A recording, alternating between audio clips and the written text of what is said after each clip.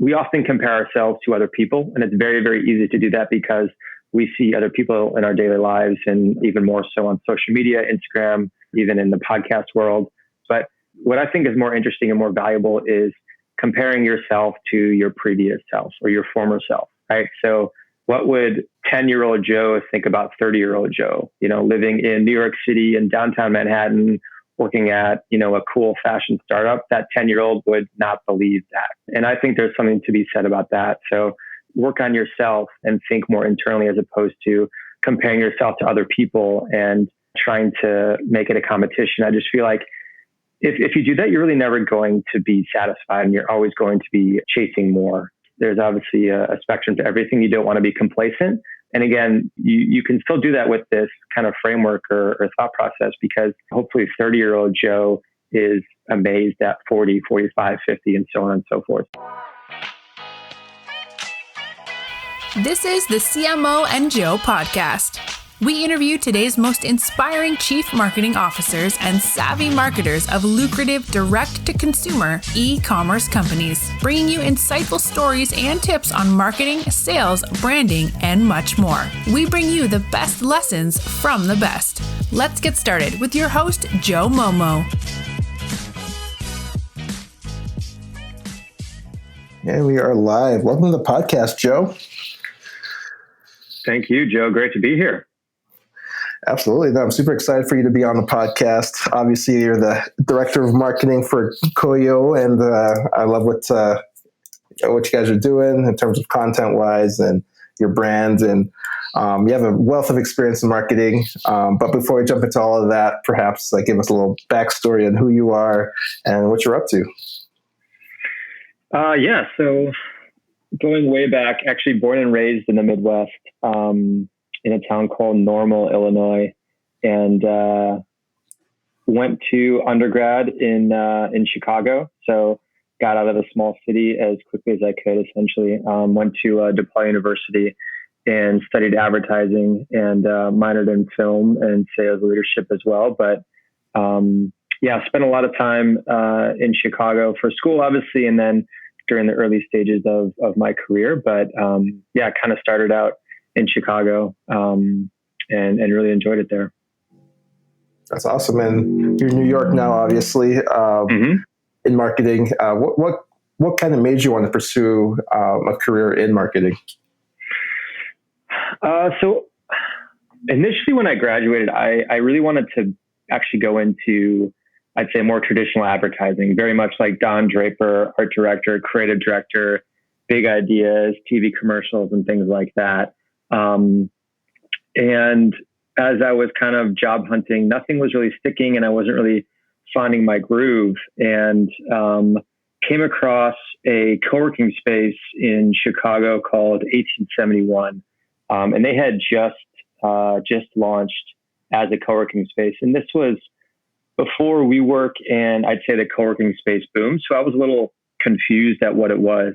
And two of my best friends actually had a startup, and they worked out of there, and I went to go tour the space and was just really intrigued by the energy and the cafeteria style collaboration of all the different startups.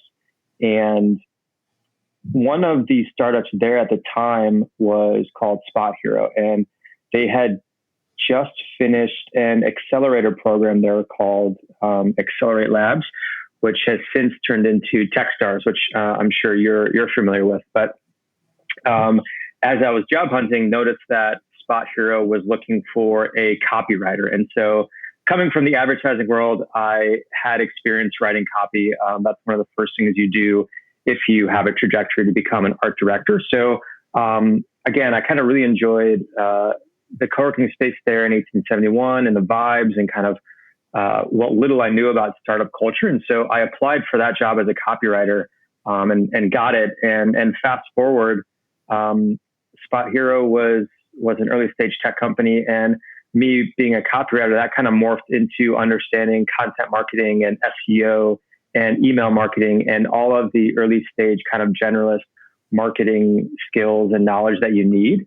And so, it really started with getting my feet wet as a copywriter, and that grew into being a more generalist marketer for consumer products, primarily online, obviously.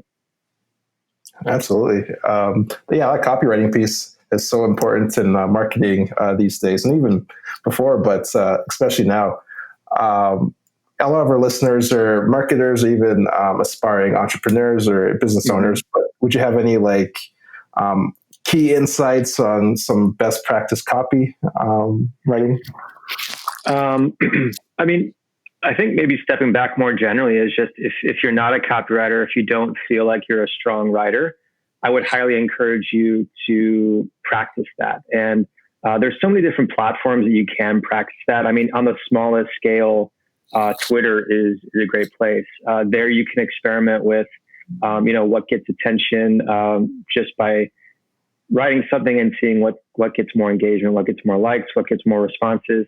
And on a larger scale, maybe strike up a Medium account or start your own blog, things like that. Early in my career, I was working at Spot Hero full time, then also started getting into blogging and launching my own WordPress sites, and was really living and breathing 24/7 content and copy and copywriting. More specifically, some quick tips that I always tell people who are starting out in copywriting or just in content in general is you really want to stop and first understand who your audience is, right? That is a huge first step, where if you forget to do that, then you're already kind of behind the eight ball. Once you understand who you're talking to, then you can use the language that they're most familiar with, right? Let's say you're talking with business professionals, you want to have a more buttoned up approach. If it's more casual, younger generation, understand the jargon and the lingo that they're using.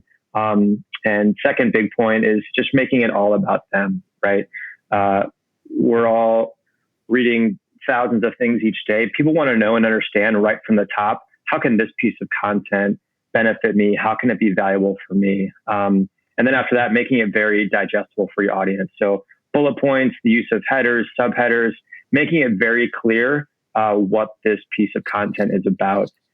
You shouldn't be trying to hide anything. You shouldn't try to make it harder for the reader to understand what you're trying to communicate.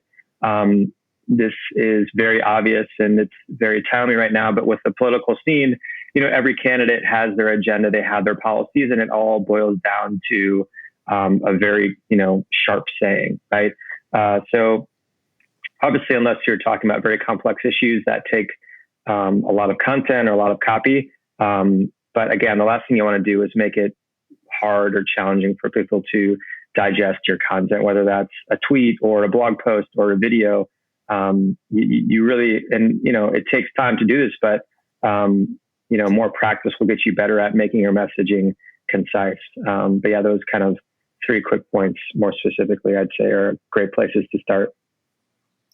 Absolutely. No, I love that. I love the digestible piece, and also know who you're talking to. I think sometimes we lose sight of that, and kind of put the copy more of, we want to impress, like, oh, look at me. But really, at the end of the day, it's all about your audience and what they want and their needs. So that's really awesome. But anyways, you mentioned that now you're in a bit more of a general marketing role, obviously with Koio. But what's some aspects that you really enjoy about your current role right now? So I think at Koio specifically, so we are a direct-to-consumer luxury footwear brand.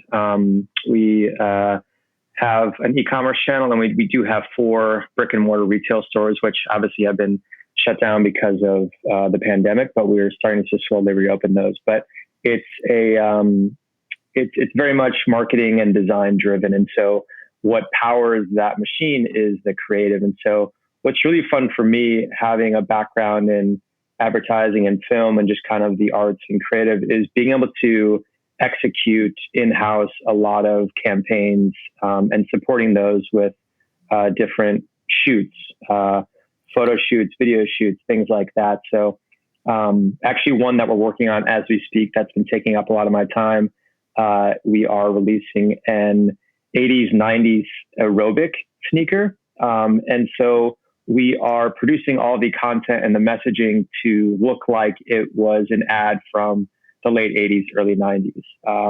And it's actually interesting after what I just talked about with kind of copywriting best practices is we're going back and using best practices from the 80s and 90s. So actually long form copy and really descriptive and just kind of different design layouts and things like that.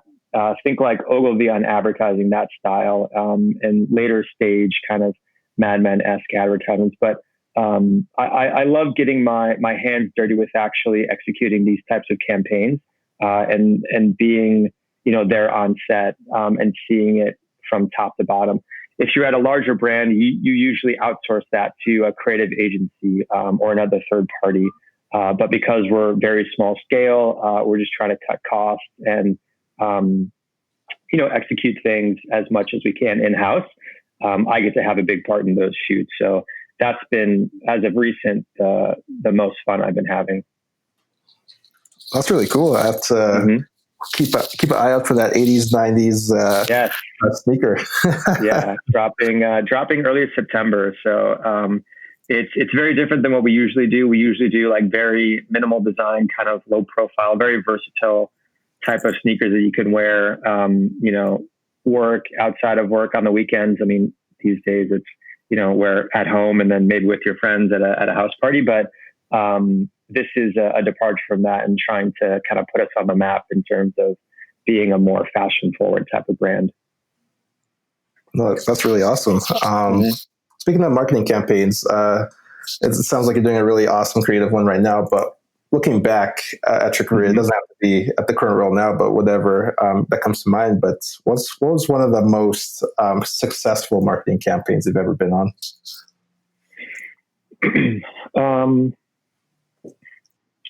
So I want to answer this with success to me is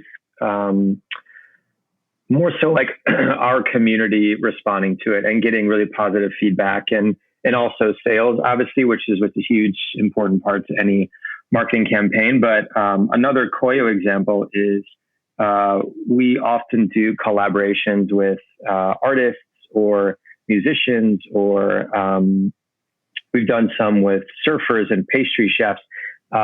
Basically, when you think of a sneaker collab, you often think of athletes, right? You think of LeBron James or Kevin Durant or Tiger Woods or, all these athletes.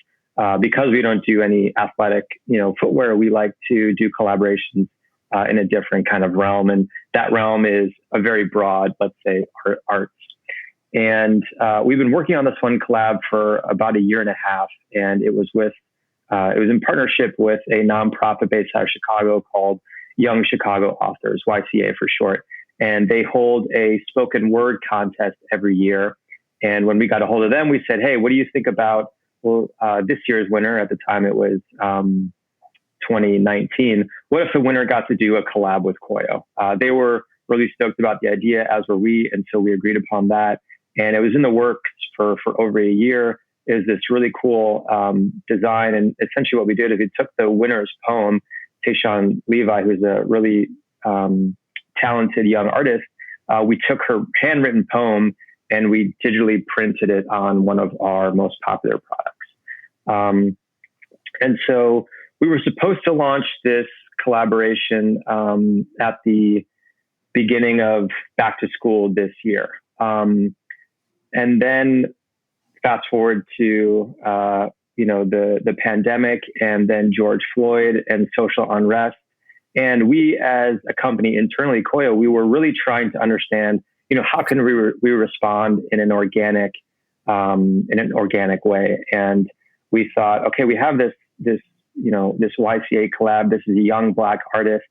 We could use our platform to kind of showcase her voice. So we spoke with YCA, we spoke with Tayshawn, and we moved the collab up almost 6 months in a response to George Floyd. And we thought that would be the most organic way to respond to this crisis, because we knew that our audience, our Koio customers, they are very cause-based and they are more progressive and they care about these social issues. And so instead of a, straight monetary donation or a percentage of sales, which, I'm not saying that's a bad thing. That's what a lot of other brands have done and have been doing. And I think that's great. But again, I just thought this story, being able to tell a unique story from a person of color, and just kind of using our platform to showcase that and kind of getting out of the way, that came across, and it was really successful. We got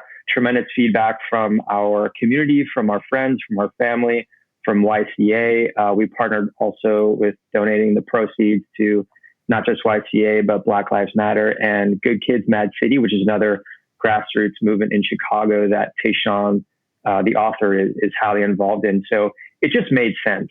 There are things that come along where the stars align, and obviously the situation was terrible, but we were able to, again, showcase a story that might not have been heard and use our platform for good.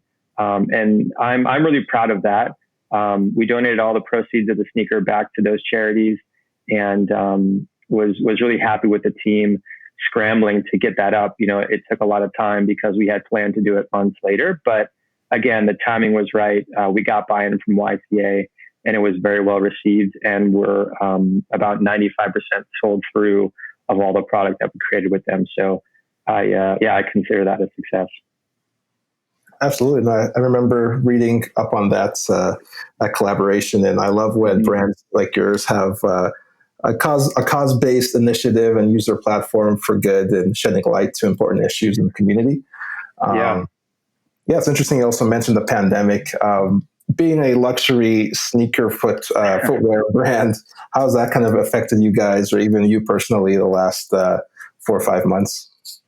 Yeah. Well, personally, it's actually been kind of nice because I'm currently in a long distance relationship, and my girlfriend lives in Chicago, and so I've been able to escape New York City and go stay with her. And what was a long distance relationship became a very close distance relationship very quickly. So actually got to spend a lot of time with her, which was fantastic.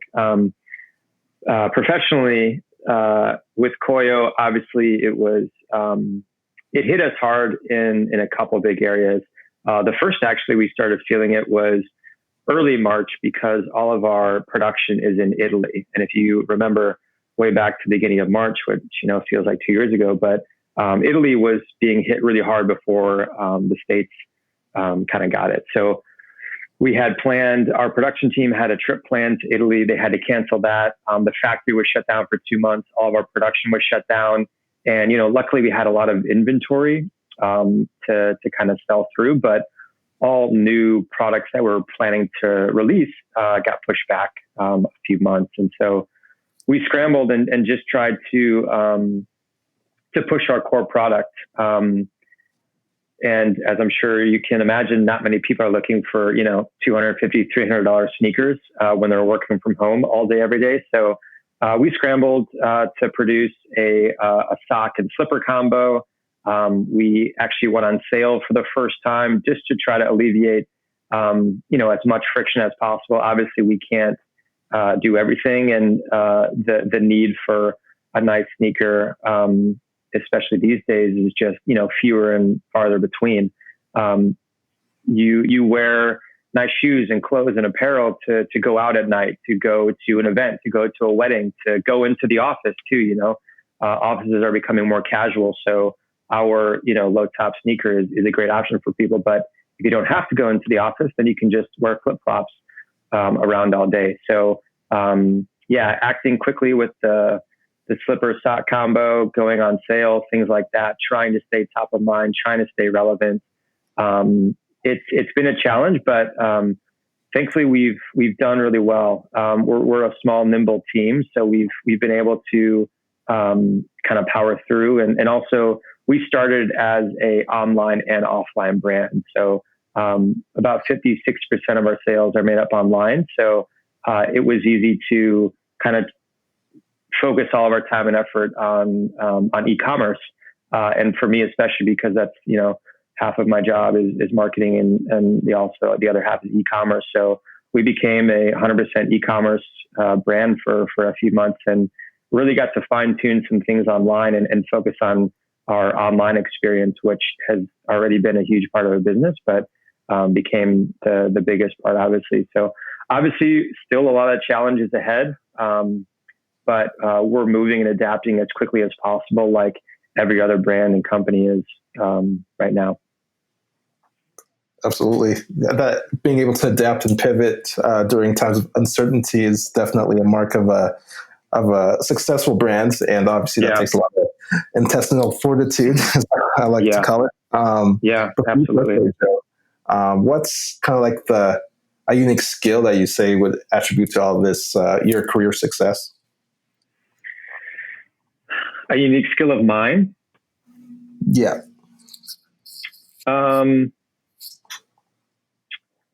I don't think it's too unique, but I am someone who really loves just having a hand in a lot of different pots.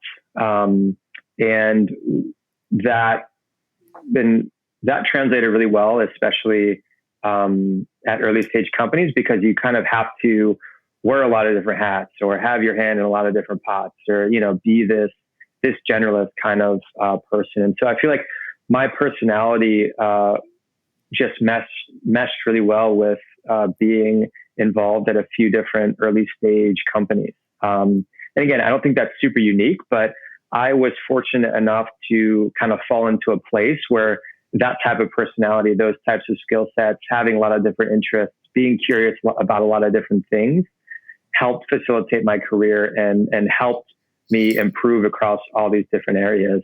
I feel like these days, everyone has to be a generalist in some capacity. And so again, I've just been lucky with my career and my natural personality, just being interested in a lot of different things outside of the office as well. But professionally and inside the office, having to do a lot of different things. That's kind of all I've known as well. I've never worked at a company larger than 40 people. And I don't really have any idea, what big corporate structure is like, and just to kind of focus your time and energy on one thing. There's a tremendous value and use for that. And, that's how companies, scale, obviously. And I'm sure I'll have to experience that at some point in my career, but I've really found this great niche of, being a generalist and really championing that, and being proud of it and trying to become, and I don't know if this is a thing, but become an expert generalist, right? I don't know if that's a thing, but that's how I start telling people kind of, or describing my career and what I've been up to. But trying to become an expert as a generalist, I think is super valuable. And again, that's just kind of been my career to date. I love that, expert generalist. After using that. Spreading it around. Yeah. What sort of resources or even things you've read or listened to that's really inspired you?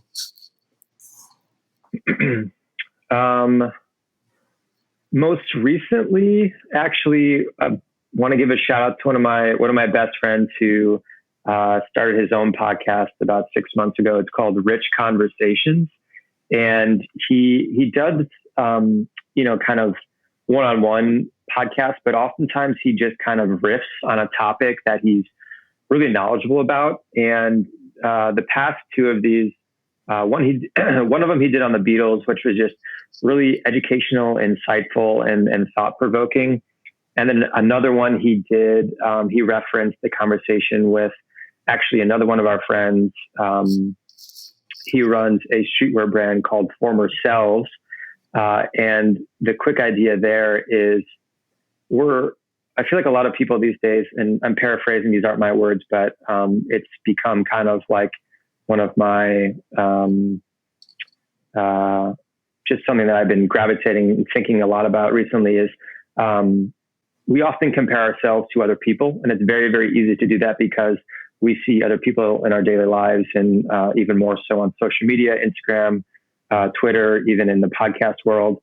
And we kind of, we stack our chips against their chips. But what I think is more interesting and more valuable is comparing yourself to your previous self or your former self, right? So, what would 10-year-old Joe think about 30-year-old Joe, living in New York City in downtown Manhattan, working at, a cool fashion startup? That 10-year-old would not believe that. Right. And I think there's something to be said about that. So trying to, work on yourself and think more internally as opposed to comparing yourself to other people and, trying to make it a competition. I just feel like if you do that, you're really never going to be satisfied, and you're always going to be chasing more, which, there's obviously a spectrum to everything. You don't want to be complacent. And again, you can still do that with this kind of framework or thought process because, hopefully 30-year-old Joe is amazed at 40, 45, 50, and so on and so forth. So, that podcast, Rich Conversations, highly recommend it. And especially those two episodes, one about the Beatles and then the Former Selves podcast as well. Quick ones too. Quick hit. That's awesome. I also really love the compare yourself to only yourself and not other people, because oftentimes, like you mentioned, with social media and everything going on, it's hard to look inward and just want to compare. Yeah. Oh, I want this, I want that. It's absolutely not. That's so true.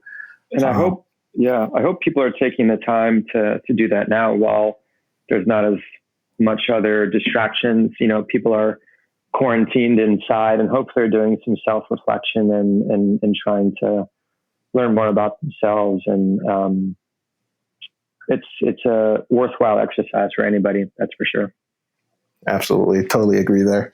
I just want to quickly switch gears, a little bit more marketing, but I'm curious to know what's, from your perspective, Joe, how's the industry kind of changed from when you first started to now?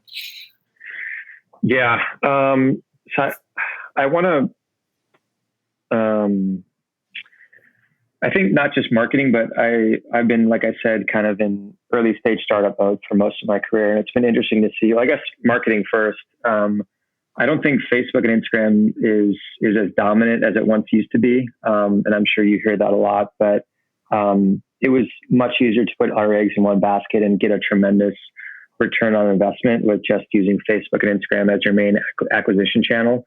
And hopefully people have learned to, diversify as much as you can and as quickly as you can, not just make it about Facebook and Instagram. I'd say that. And then also more so than ever, it's really about content. Just to preface, I should have said this at the top, but just to preface all my experiences with consumer facing brands, some direct consumer, but yeah, all consumer facing brands and content is a huge part of that. And I think will be a huge part of that for years and decades to come. It's not good enough just to post a few images on Instagram, but you need to become a thought leader in your space. When I was at Spot Hero, I wrote so much content about parking. You wouldn't believe it. I built, dozens of websites dedicated to parking around JFK and DCA and all these other airports and stadiums and things like that. And all that content is evergreen. It's going to stay on Google forever. And people go to Google by far the most when they have a question and they want it answered, right? Yes, people are going to Amazon, but they are looking for something to shop, right? They don't have a question. People are going to Google to get questions answered. So if you can produce content to answer those questions, and if you can, beat your competitors to the punch, that's going to pay dividends for years and decades to come. I can't stress how big of a investment you should be putting into content, and especially for direct consumer brands. One of the newsletters that I read weekly is called 2 p.m. Have you heard of it, Joe? 2 p.m. No, I don't think so. So I would highly recommend subscribing if you're a fan of direct consumer or commerce or just kind of e-commerce, the new age that we're living in, which is essentially everything because all brick and mortar stores are closed. But he preaches a lot about linear commerce, essentially meaning you sell products, but you're also a content hub. I'm trying to think of a good example of this. If you're familiar with the brand Away, the luggage brand, so they started as a luggage brand, but then they started producing their own magazine all about travel and lifestyle, right? So they're really kind of trying to morph into a media company because, again, that's the content that keeps you engaged. If you're a direct-to-consumer brand and not making strides to become a media company, then I think you're doing something wrong. And the reason to push from a product-driven company to a media-driven company is people will come back to a media site much more frequently because content gets updated much more frequently, right? Us as a brand, we can only release sneakers, every so often throughout the year, right? But if we produce content daily or weekly, there's something new and fresh and valuable to give to our audience, right? While selling products as well. I'm not saying completely pivot your business model. Your business model should always stay, product driven. But again, if you're wanting to engage people and keep them engaged, the best way to do that is to produce quality content in the sphere that your products live. So those are kind of the changes that I've seen happening over the years during my career, and it's only getting bigger and bigger. Absolutely. I love the media content piece of that. One of the marketers I actually follow is Gary Vaynerchuk, and he always mentions that you're this company plus or comma a media company. So you're a footwear company, comma media company. So producing content is kind of the name of the game these days, and really being that media company that people can engage with, and also you also stay top of mind when they do want to make a purchasing decision. So integrating media into your business model is definitely something I always like to mention. But no, that's awesome. I saw in your profile that you actually did some speaking for South by Southwest in terms of digital marketing. So I want to get your perspective on what are some components of a great digital marketing strategy. So it starts with content. Honestly, whenever I speak with people who are starting their digital strategy, I always tell them to start with content. And whether it's a blog or an email newsletter, you got to start somewhere. And also organic content, right? So obviously like Facebook ads, Instagram ads, Google search, like that's content, kind of, sort of, but it's not organic, right? Like I said, a blog post is going to be posted on your site, but it's going to live there for weeks and months. And hopefully years if it's written well enough. A newsletter is, relatively inexpensive to execute. Posting organically on social media, again, that's relatively inexpensive to execute. It just kind of takes some time and thought to put behind it. But I always tell people to start with content and really building a solid content strategy. After that, when you kind of get your feet wet, actually, one more thing to say about that is you can start understanding a bit better how people are responding to your content, right? So then you can take those learnings and implement those across paid platforms. For early stage companies, the easiest by far is Facebook and Google search, right? And hopefully you're taking those learnings from your content and putting those into Facebook ads, Instagram ads, Google search ads. So you don't have to learn while spending money. After that, it kind of opens you up to the floodgate of, more things like affiliate, influencer, PR, maybe direct mail if it's right for you and your business, brand partnerships, in-person events, things like that. There are dozens of articles online that I'm sure you can read, but from my perspective, again, getting that foundation right and testing a lot early on with organic content, that's where I would start, and then get into the paid channels after that. So a bit of a hypothetical for you here, Joe. Let's say you're magically given 50% more budget. Yeah, all right. You mentioned all these platforms, but for you personally, what would you use that extra budget for?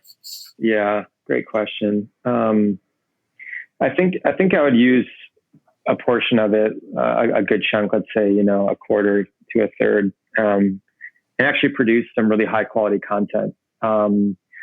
We've had one specific asset that was a 90-second kind of brand introduction video, very high production value, on set in Italy at one of our factories, kind of, what made in Italy means to Koio, the two founders, talking heads, talking to the camera, behind the scenes. And that asset, although it was very expensive to create, was one of the best performing assets on paid social, inorganic content for over 18 months. So I would love to, first and foremost, produce another piece of content like that, just to freshen it up. We've learned a lot in the past couple of years that we could use to produce another piece of content like that. So I would do that. And then, the rest I would kind of disperse among our best performing digital channels. Again, we maybe obviously spend about 10% of that and experiment with some other channel or do something different. You always want to be testing, experimenting. But the bulk of it would be content and then channels that are already performing for us, just so we can have some faith in knowing that money will come back. Absolutely. From your perspective, what's kind of the components of a good customer experience? You got all this content, you got all this great marketing strategy. Now they're on now they're customers. How do you keep a great, keep that high bar of a great brand and customer experience?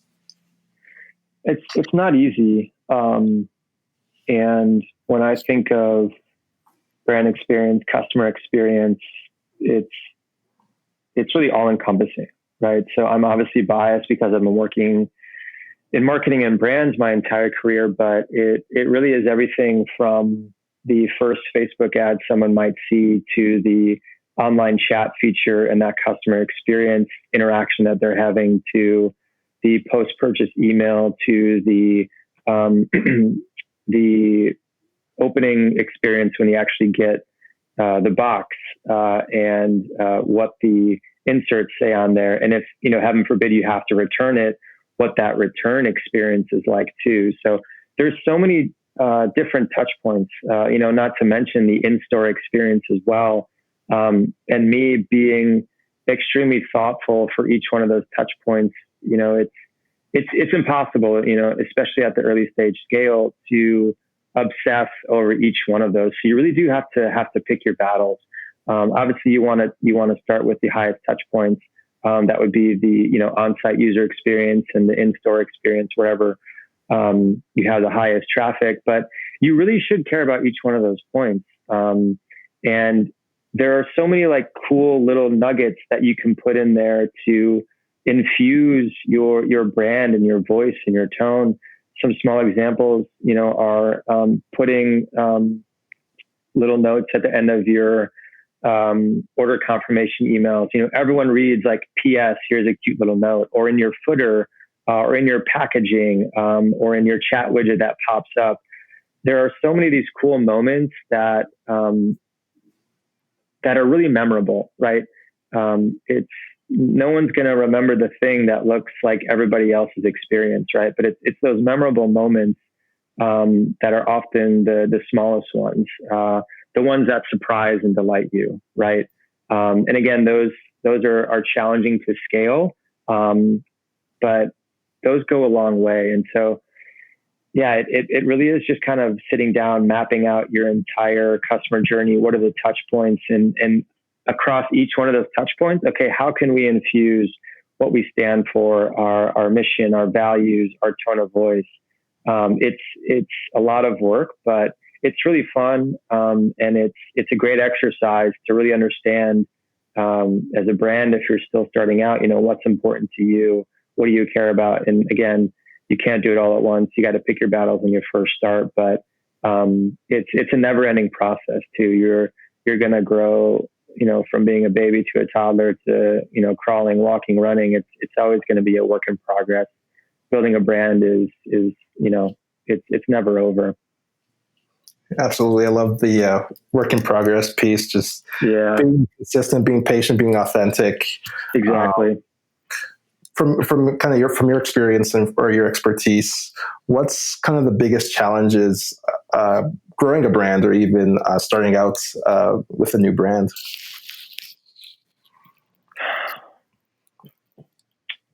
I think when you're first starting out, you have, especially if you come from a world of marketing and branding and advertising, you have a lot of aspirations and kind of pie in the sky ideas of what your brand could be. And you don't get there in 6 or 12 or 18 months. It takes years and years to get there.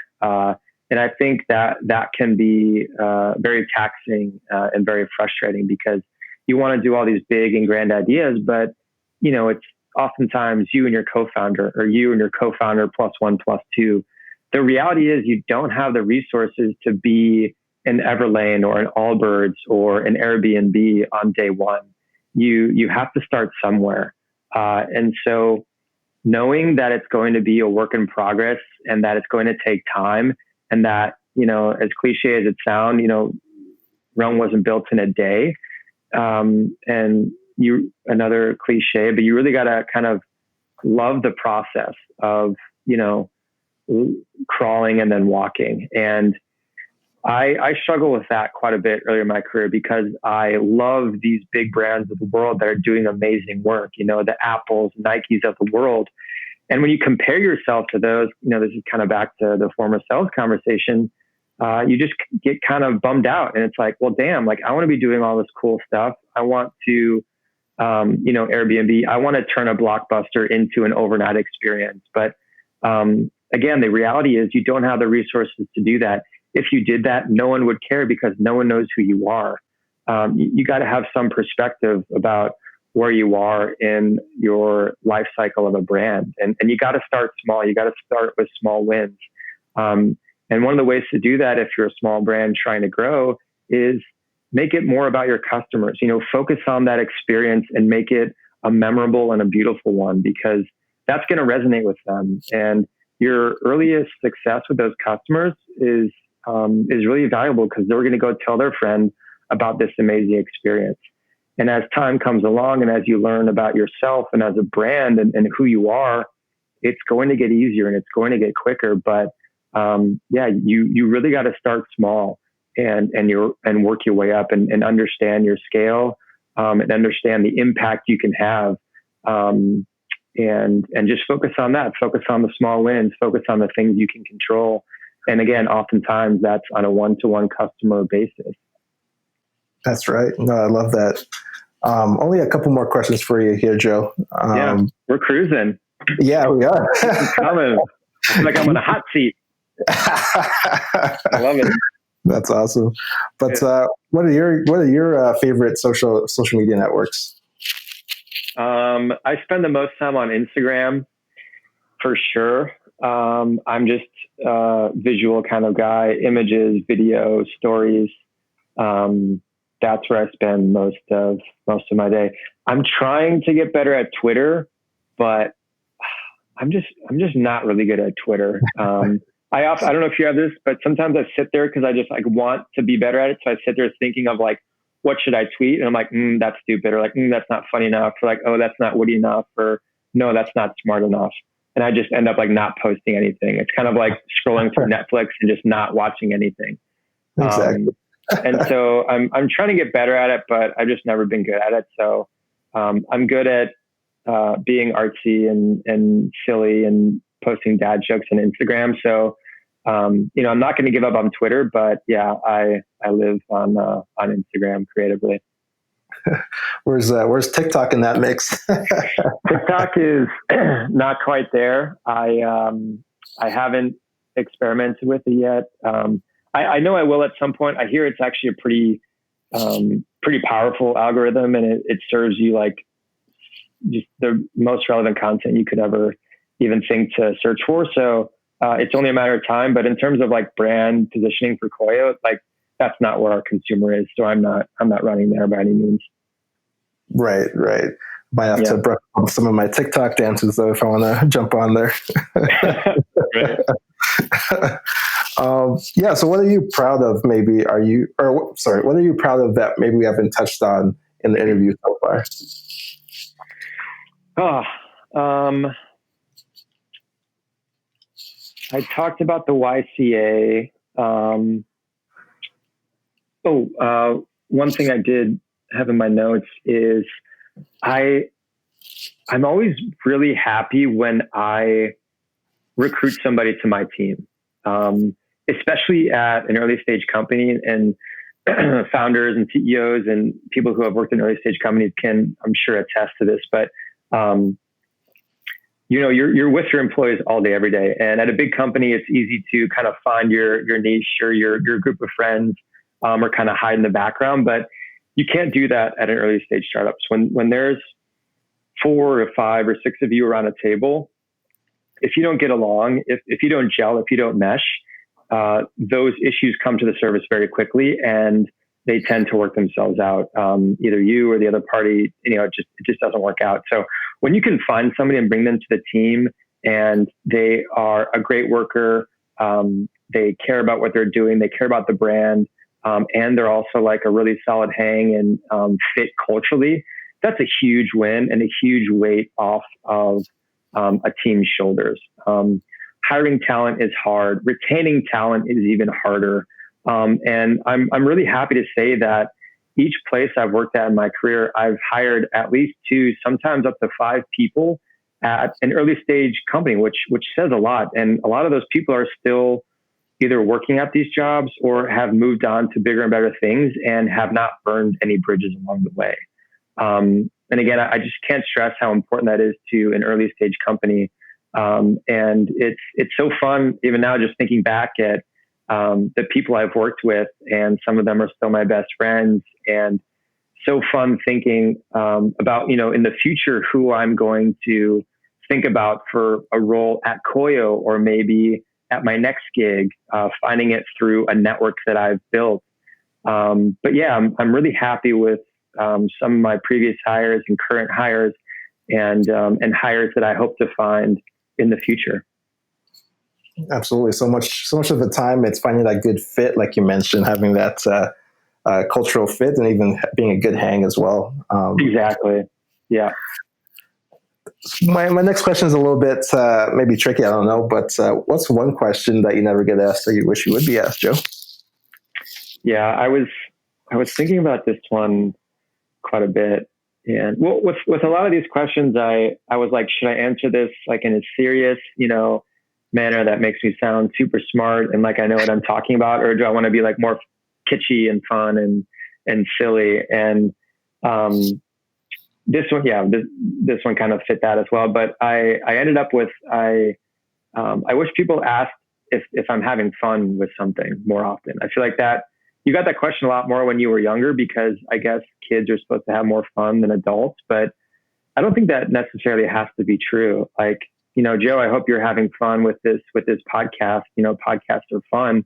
And I'm having a lot of fun at Koio, especially now executing this aerobic campaign. But I don't think, especially in working professionals and career, I understand if you're working in a very serious environment, but at the end of the day, we're all human, and we like to smile and we like to have fun,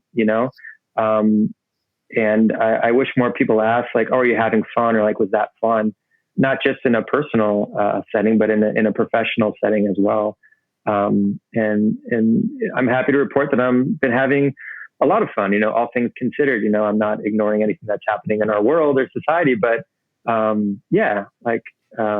let's ask each other if we're having fun, everyone. That's right. Well, I can tell you I'm having fun with this podcast. Good. I hope you are too. And yeah, you're so right. Like sometimes it's just good to stop and smell the roses, if you will. Just for sure. Have fun. Life's too short to just kind of burn to ashes, just grinding so much. But that's awesome. So where can our listeners connect with you online? I'm like I said, I'm trying to make Twitter work. So let's go with Twitter. So, follow me or shoot me a message on Twitter. My handle is @JoeFromNormal. That's probably the easiest and best place to follow me or shoot me a note. Awesome. Yeah, I'll put that in the description of the podcast. So any listeners that want to connect with Joe, reach out to him. And yeah, it's been a pleasure having you on the podcast. Like I mentioned, I had a ton of fun. I hope you did too. Yeah, I did. It was a great interview. And since it's a marketing and branding podcast, I like to end the interview with asking the guests to answer one word or phrase that describes themselves. So my question to you, Joe, is what's one word or phrase that you would use to describe Joe Anhalt's brand? Yes, another great question that I had a lot of trouble with. And actually, when I thought about this, it was not to take up too much more of your time, but you obviously have your own brand internally, but then I think maybe more importantly is what's your perceived brand, right? So if you were to survey your friends or family or coworkers, what would they say? And so I actually surveyed my friends and asked them this question. And most of them responded with something along the lines of genuine and heartfelt and a good eye. So I think having a good eye and being heartfelt, I think those are the two things that were very nice of them to say, and I think I'll go with that. So, a good eye and heartfelt. This episode of the CMO and Joe podcast has ended, but be sure to subscribe for more business strategies and tactics to help you create the profitable and successful business you've always dreamed of. And don't forget to rate and review so we can continue to bring you the best content. See you on the next episode.